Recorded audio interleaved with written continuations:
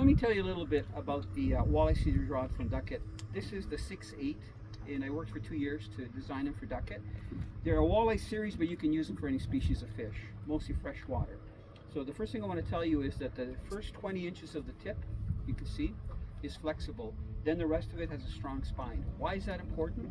Well, most rods that have the same weight, which is medium action, are all pretty well one action. When you bend the rod, it bends right down to about the halfway point. So what happens when you're casting a hard lure like a crankbait, or you're twitching, or a spinner? When a fish hits it, when you're retrieving it, there's a bit of lag time. So you see that rod moving 20 inches? What I'm talking about lag is that when you go to set the hook, the rod tip bends, enabling the fish to latch onto your bait. Then when you set the hook is in its mouth, and it's hooked really well.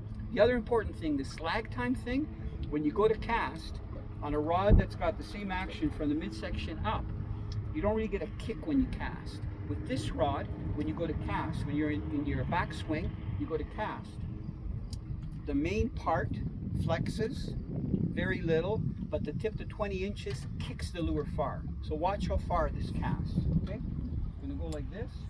There's the kick.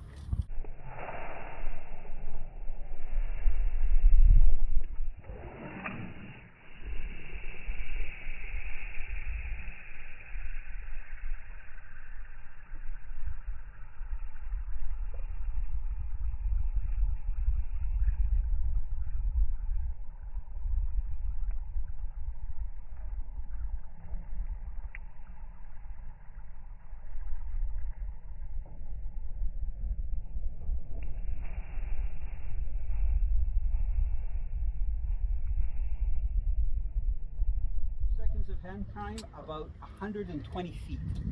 So it's awesome. It's a very good rod, works really well for casting any kind of lures, especially for casting crankbaits for walleye, which I love.